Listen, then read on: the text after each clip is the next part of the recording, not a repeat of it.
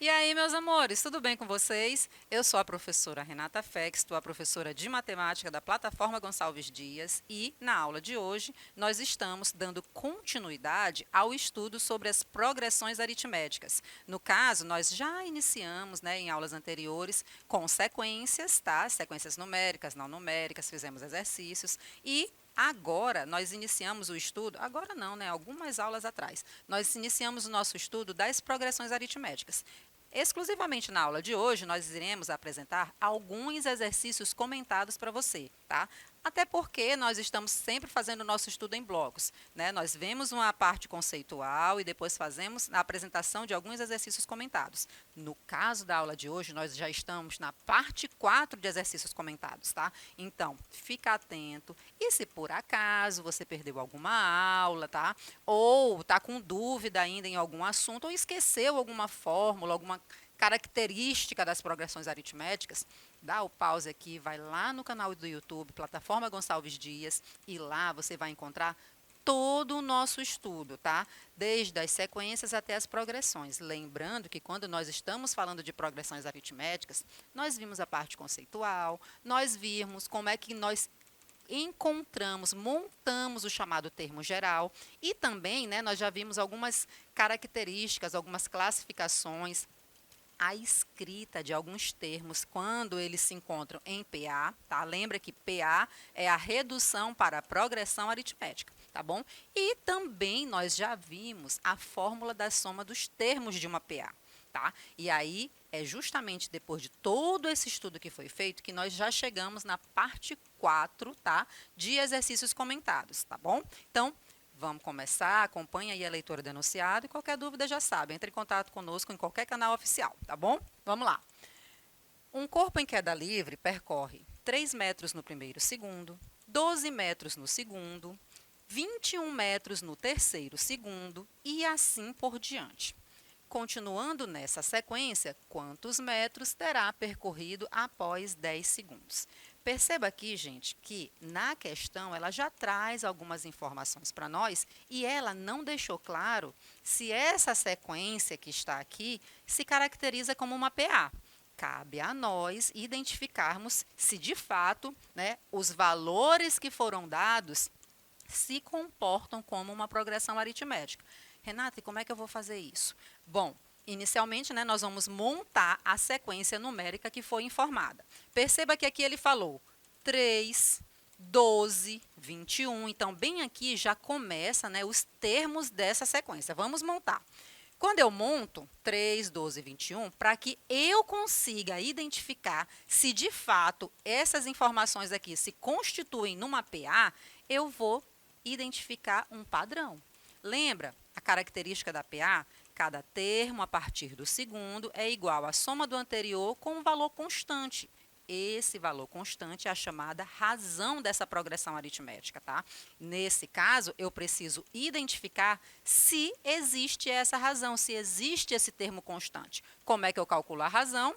Eu vou pegar 2 termos consecutivos, tá? E vou perceber se esse valor se repete. No caso, eu vou fazer 12 menos 13 e vou ver se esse resultado é igual ao 21 menos 12. Olha aí o que aconteceu. Quando eu faço 12 menos 13, sim, dá 9. Quando eu faço 21 menos 12, também dá 9. Então, esse 9 é aquele valor constante, ou seja, a razão, e sim, isso aqui é uma PA. Bom, identificado que aqui nós estamos trabalhando com uma PA, continuemos aqui a leitura do enunciado, a partir deste ponto, continuando nesta sequência, quantos metros terá percorrido após 10 segundos? Então, vamos entender o que a questão está dizendo. Esse corpo em queda livre, percorreu um espaço de tempo de 10 segundos. E a pergunta é, já que a cada segundo teve uma distância, eu preciso saber o total. o valor em 1 segundo, o valor em 2 segundos, em 3, em 4, em 5, e assim sucessivamente até chegar lá no 10º segundo. Significa dizer, então, que eu preciso identificar essa informação, o termo que ocupa a posição de número 10, ou seja, como aqui eu já estou me referindo a uma PA, então, eu preciso identificar quem é o A10 dessa PA. Como é que eu calculo esse A10?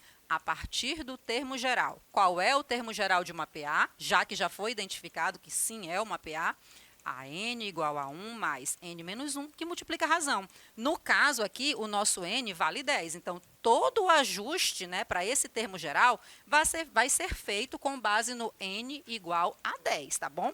Olha como vai ficar. A10 igual a 1 mais 10 menos 1 vezes a razão. No caso, 10 menos 1 já foi substituído aqui pelo 9, tá bom?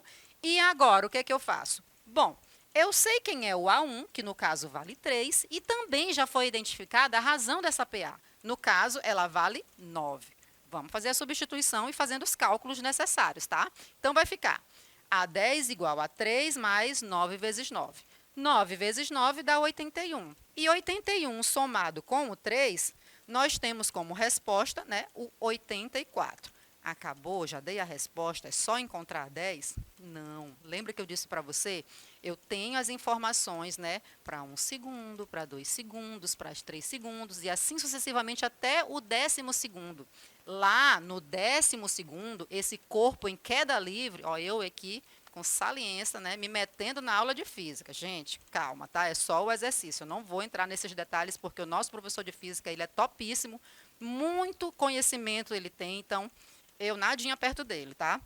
Aqui é só para que você perceba que eu tenho o A10 e lá, no tempo 10 segundos, esse corpo em queda livre percorreu 84 metros, se não me falha a memória, tá? Beleza, agora eu preciso fazer a soma de todos esses valores de acordo com todos os tempos que foram dados. Essa soma de termos, ela tem também uma fórmula, tá? A gente estudou em aulas anteriores. Qual é a fórmula da soma dos termos de uma PA finita?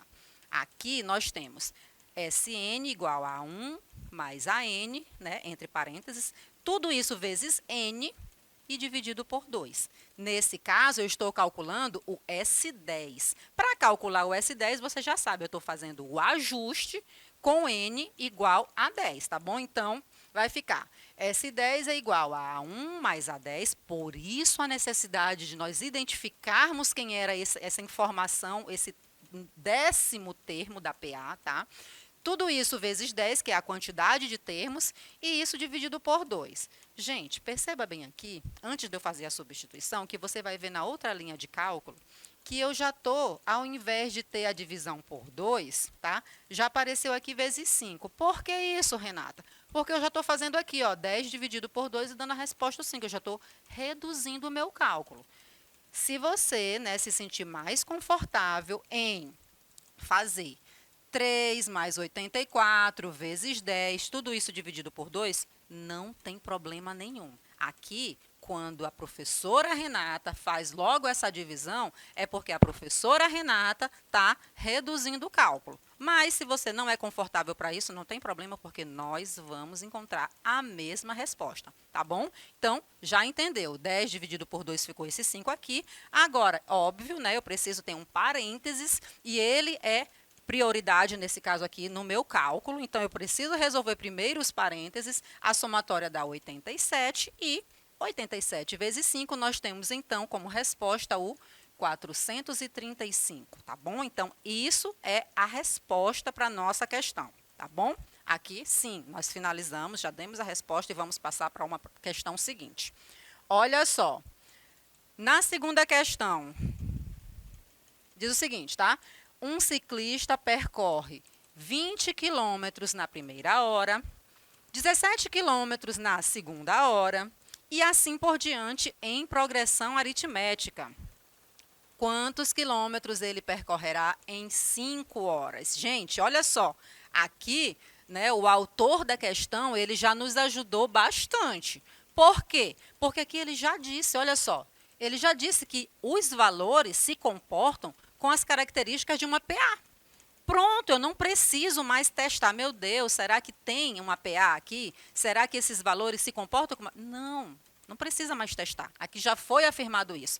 Aqui eu já preciso, obviamente, né, caso seja necessário, calcular a razão, porque quanto mais informações você tiver, e até porque você vai precisar, ó, dessa informação para 5 horas, né? O A5, tá? Então, obviamente, a gente vai precisar montar essa PA, tá? E depois de montada, vamos, né, calcular a razão, descobrir quem é o A5 e, como a questão está pedindo, ó, quantos quilômetros ele percorrerá em 5 horas, né? O total.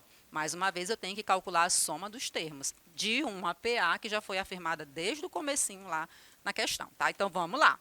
Então, temos essa sequência, começando com o 20, depois o 17 e assim sucessivamente, né? Uma sequência que aparentemente de poucos termos, tá? E nós precisamos, como eu disse para você, identificar o A5. Como é que eu identifico A5? A partir do termo geral. E como é o termo geral?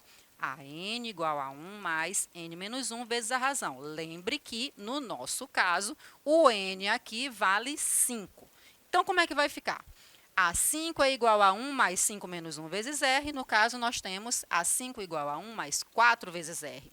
E quem é esse R, Renata? Olha, ele está bem aqui calculado. Eu estou fazendo A2 menos A1, tá? Então, eu estou calculando 17 menos 20, tá? E isso já está lá substituído direto na minha fórmula do termo geral para esse quinto termo, tá bom? Olha como ficou. A5 é igual a 1, que vale 20, mais o 4, vezes o 17 menos 20. Lembra, apareceu um parênteses, tá? Então, ele é prioridade na minha resolução. Eu preciso realmente resolver, inicialmente aqui no caso, com os parênteses. Então, 17 menos 20 deu menos 3 vezes 4 deu menos 12 e estou fazendo 20 menos 12, que tem como resposta o 8. Acabou? Não. Você já entendeu, né, que eu precisava identificar, no caso, esse quinto termo da minha sequência para, então, substituir lá na fórmula da soma dos termos. No caso aqui, né, calculando a soma dos 5 termos dessa PA, nós vamos fazer S5 igual a A1 mais A5 vezes 5, tudo isso dividido por 2. Ah, Renata, então eu já entendi aquele teu cálculo. Nesse caso aqui, ó, como o 5 não divide 2 de forma exata, não é um número natural ou um número inteiro, então tu vai, né, permanecer com essa divisão por 2. Sim, é isso. Eu até poderia, né, colocar vezes 2,5, mas aí eu iria trabalhar com o número decimal. E, né, o objetivo não é complicar, né? Então, nesse caso, vamos fazer as substituições e vamos ver se é possível, né, aparecer o número par para que eu consiga dividir por 2, tá bom? Olha só como ficou. S5 ficou 20 mais 8 vezes 5 dividido por 2. Ora, o 20 mais 8 deu 28. Aqui eu até já poderia, né, ter dividido por 2, que dava 14. Mas não, vamos continuar a questão que é do jeito que você está acostumado a fazer, tá bom? Então, ficou 28 vezes 5 dividido por 2. Logo, nós temos, olha só, ficou sim, 14 vezes 5, para diminuir o cálculo. Mas, se você quiser, né, fazer a continha, 28 vezes 5 e montar a divisão por 2, não tem problema, tá? Então, 14 vezes 5, resposta 70. Ou seja, 70 quilômetros, não é isso? Porque a questão lá, a unidade de medida é quilômetro. Pronto, agora sim finalizamos mais uma questão dando a resposta da maneira como foi solicitado. Vamos passar agora para uma terceira questão. Diz o seguinte: uma escada maciça possui 10 degraus.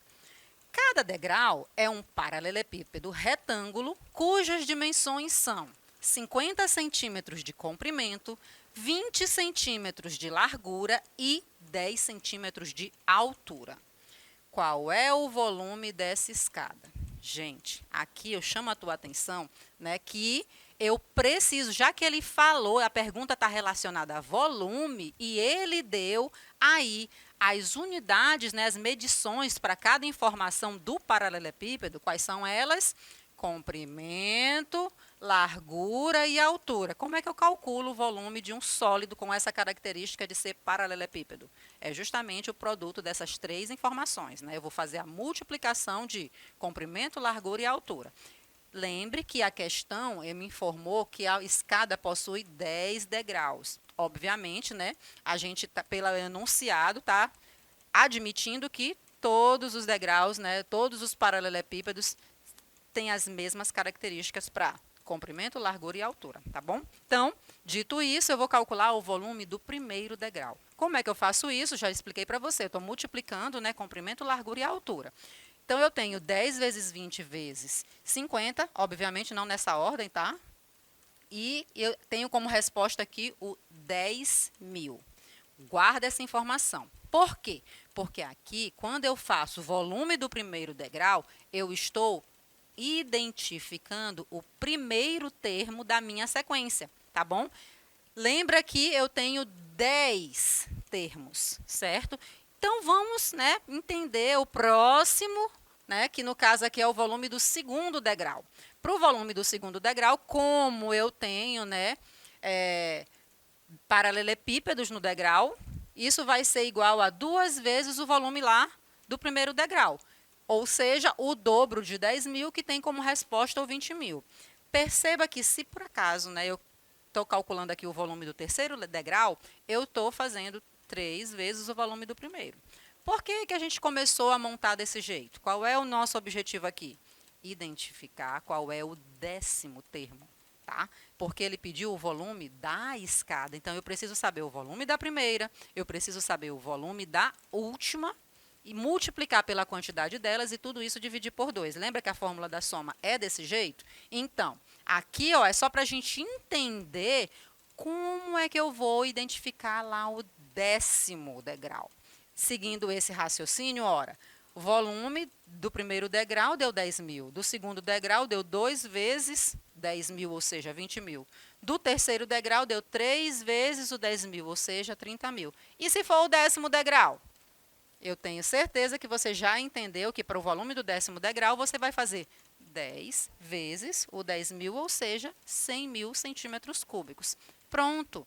Identificamos já, né, o 10º termo dessa sequência e, uma vez identificado esse 10º termo, nós vamos agora substituir isso na fórmula da soma dos termos de uma PA. E isso, né, você já entendeu que é o volume do primeiro degrau mais o volume do 10º degrau, tudo isso multiplicado pela quantidade deles, que são 10, e fazendo a divisão por 2.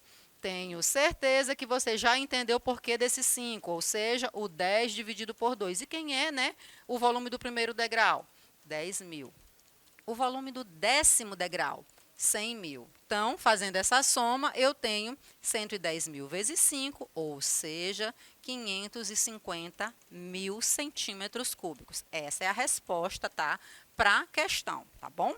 Então, um teatro possui 12 poltronas na primeira fileira, 14 na segunda, 16 na terceira e as demais fileiras se comportam, né, nessa mesma sequência.